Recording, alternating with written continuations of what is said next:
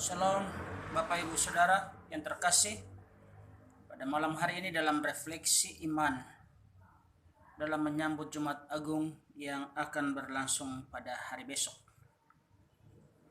Dalam refleksi iman pada malam hari ini, Nats Almanak dari Gereja Kalimantan Evangelis di hari ini di dalam Injil Yohanes pasal 13 ayat 1 sampai dengan 17 dan disambung dengan ayat 31 sampai dengan ayat yang ke-35.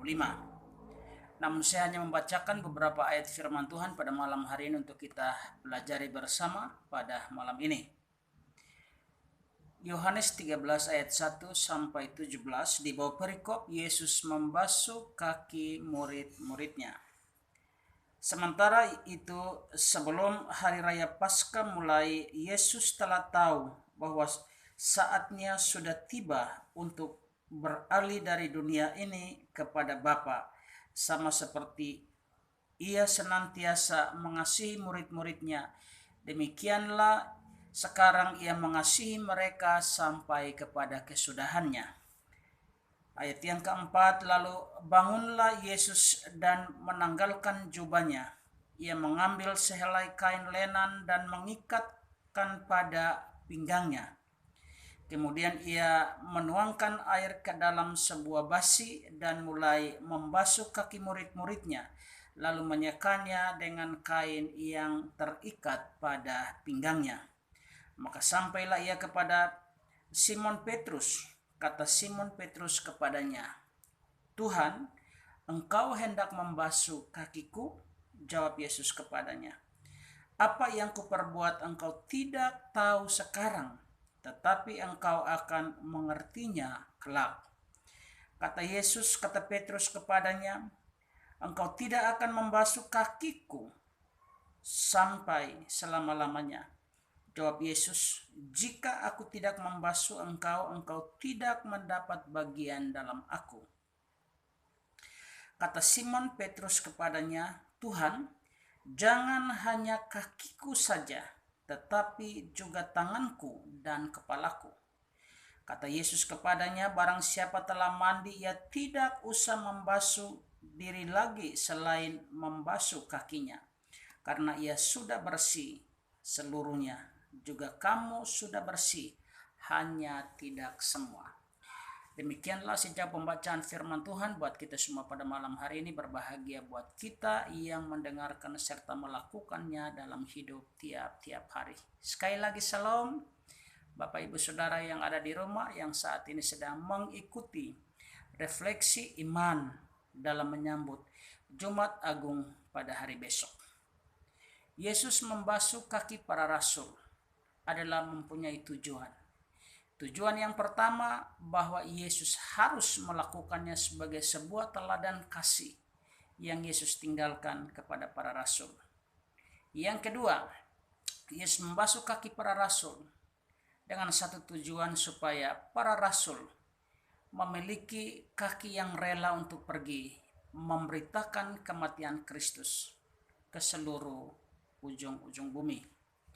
Dan yang ketiga, di dalam ungkapan ayat 31 sampai dengan ayat yang ke-35, perintah yang baru tentang hal mengasihi. Kata Yesus di dalam ayat yang ke-34 berbunyi demikian, "Aku memberikan perintah baru kepada kamu, yaitu supaya kamu saling mengasihi. Sama seperti aku telah mengasihi kamu, demikian pula lah kamu harus saling mengasihi." Jadi tujuan daripada Yesus membasuh kaki para rasul memiliki makna adalah kerelaan. Tetapi jika dilihat dari keseluruhan, Yesus membasuh kaki para rasul untuk menunjukkan teladan kasih kepada para rasul dan juga kepada semua orang percaya. Yesus memberikan hal ini sebagai ungkapan kasih besarnya bagi dunia.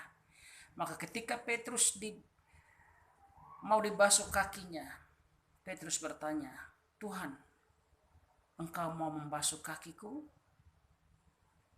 Jawab Tuhan, "Apa yang kulakukan sekarang kamu tidak faham, tapi kamu akan mengertinya kelak." Maka Yesus dalam kesempatan ini mau membuka pikiran seorang Paulus. Tetapi Paulus berkata, jangan kakiku saja, tetapi tangan dan kepalaku juga. Tetapi Yesus bilang, semua kamu sudah bersih, hanya tidak semua. Artinya bahwa ungkapan hanya tidak semua ini sebenarnya ditujukan kepada Yudas Iskariot, yang adalah salah satu dari 12 rasul yang sama-sama menerima pembersihan, pembasuhan, penyucian dari Tuhan. Tetapi 12 rasul tidak semuanya bersih, karena ada yang akan mengkhianati dia. Persoalan pengkhianatan itulah yang malam hari ini Yesus harus bergumul di Taman Getsemani. Dalam doanya dia berkata, iya Bapa, sekiranya mungkin cawan ini lalu daripadaku, tetapi jangan kehendakku Bapa, kehendakmu lah yang terjadi. Saudara yang saya kasihi, Bapak Ibu sekalian, dalam malam refleksi iman ini kita belajar bahwa tujuan Yesus melakukan itu untuk memberikan penebusan bagi Bapak Ibu Saudara dan saya.